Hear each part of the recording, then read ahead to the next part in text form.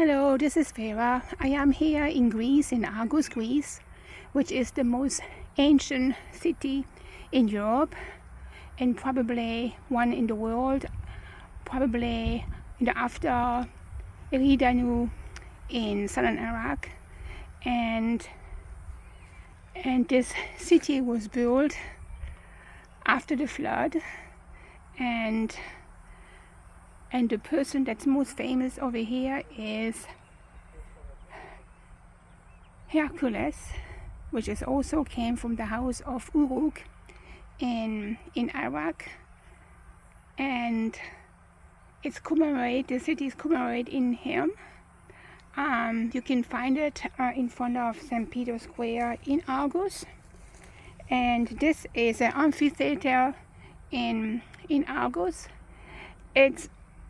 It seemed to be like is what the Roman and some of the Greek played their main play, but actually the amphitheater in Argos was not originally a place for entertainment. It was a place of space lounge, and this is where they took off to go from one place to the other with a space shuttle. And it is because if you see one of those steps that actually long time ago people was watching plays probably, but you can see they have been scorched by heat.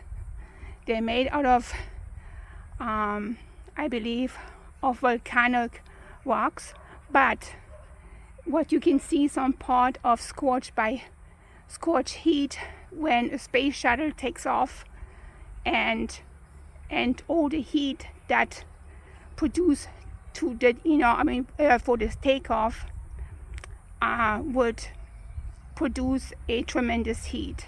And you can see some of those rocks have been tremendously darkened by heat, and you can see that it's like scorched by a tremendous heat. Yes, and I'm going to show you where actually the space shuttle would be. This is the circle that is where later on was played by some of the Greek tragedies of stories, was actually a space lounge. This is where some of the elites who came right after the flood and will build this place to go in space, not actually far in the deep cosmos, but around the earth. And the same thing can be found in Athens, in the Parthenon, and I will show that when I go back to Athens. And very interesting. Actually, it's not my invention. I read this. I forgot who the writer was. That is a German writer. I will, when I be back to the United States, I will send you the name of this writer, which is extraordinary. How he came up with this idea that this was a space launch. Actually, it has to do with the holy geometry, that places to take off for space cannot be built anywhere. It has to be a certain space where there is a magnetic field of the earth, and Argos is one of these places. And I will come down here.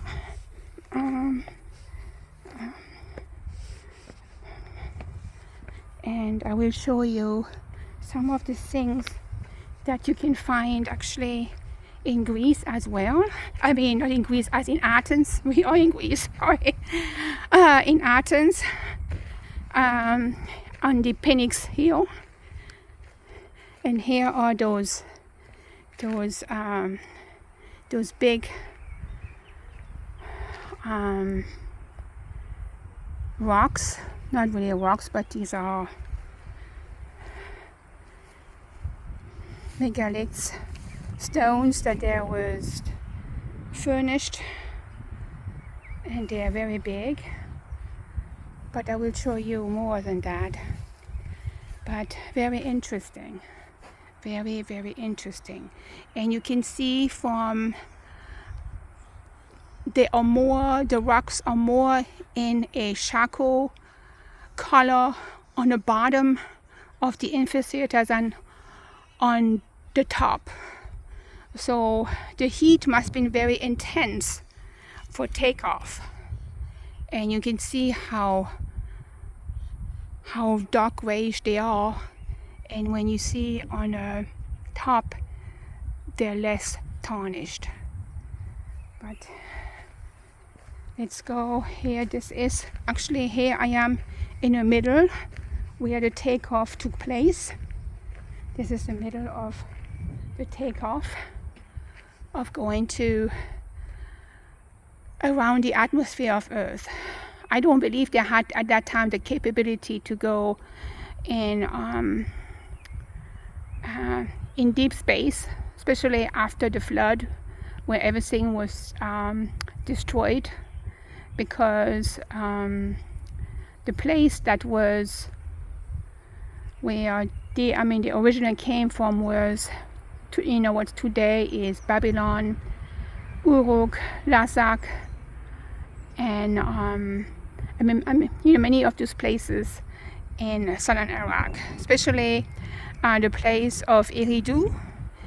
And Eridu is named after Eridanos, and Eridanos is the river, which is one of the closest constellation to our solar system.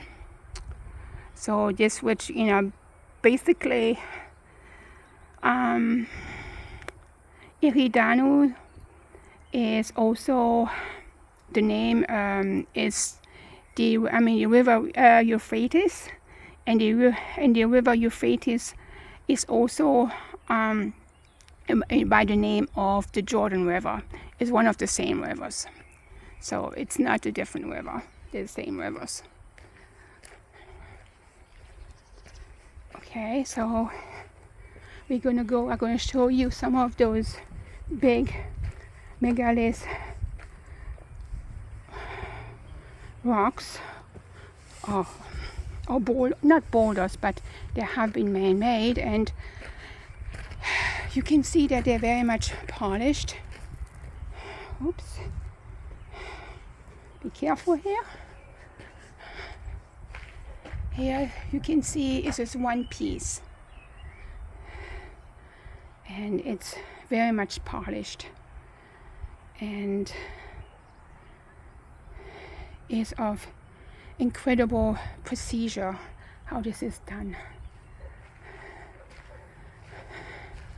And you can see this is the Roman structure, which you can see is from a lesser quality, and it's been made by brick, so you can see the big difference.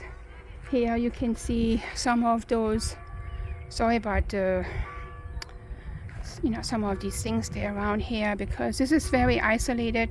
Almost nobody comes over here. Very few people, but you can see here it's those big rocks that you can find in Delphi and some of in Athens, and yes. I'll go a little bit further. There are those big polished rocks. Yes, you can see on the bottom the edge right there. Look at how precision this is made, with very much precision. And here, this is what you can find at Phoenix Hill, which is near the Parthenon in Athens. Same kind of rock formation, maybe not as big as the one in Athens, but pretty much big. And this is what is left and of this place that once was a space to go into the atmosphere. Basically, they was traveling from Argos to Athens, and from Athens to Egypt, as well as other place in the Mediterranean basin. Here.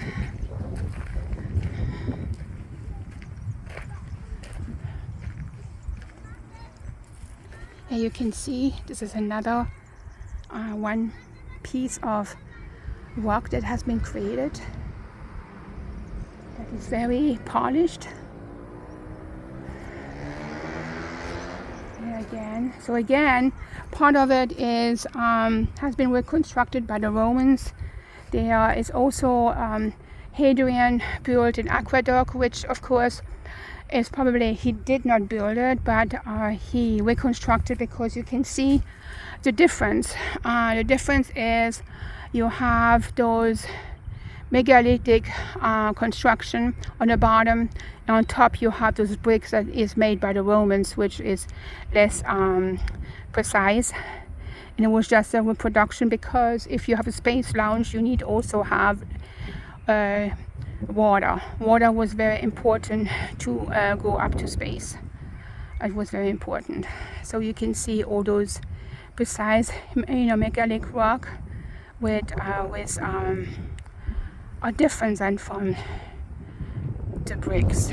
And fortunately, when I went to Fort Monroe, Virginia, I found basically a little bit the same.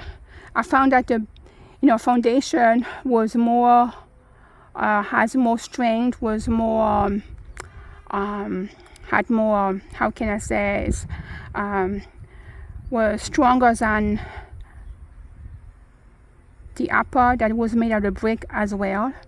So I was wondering if Fort Monroe was maybe something that was rediscovered after the flood. That was the beginning was maybe made out of granitic rock, which I cannot find this over here. This is basically sandstone and sandstone. But when you ever get to chance to go to Fort Monroe, you will see the foundation is made out of granitic rock, and the top is made out of bricks, which is a lesser quality. But this is very interesting to see that you can find this kind of structure all over the world, not just here in Greece, in South America, Peru, Italy, and maybe also somewhere in the United States, like Sage Mountain in Montana, which many people debate that it was not so, but the thing is that the Sage Mountain in Montana looks very much like these rocks you see over here. So there must have been something. I believe that there was a space launch all around the world. Maybe some haven't been destroyed during the flood. Here again, you can see the perfect foundation that is made, and the upper part that was built by the Roman is a lesser quality. You can see the bottom is perfect. It's really, it's done like a clean cut, and on the top it's just bricks. Very interesting place. And it's not very known. The entry is only €3 compared to some places where you have to pay more. Yeah, see again those rocks. Very interesting. Where can I see? There's some more over there.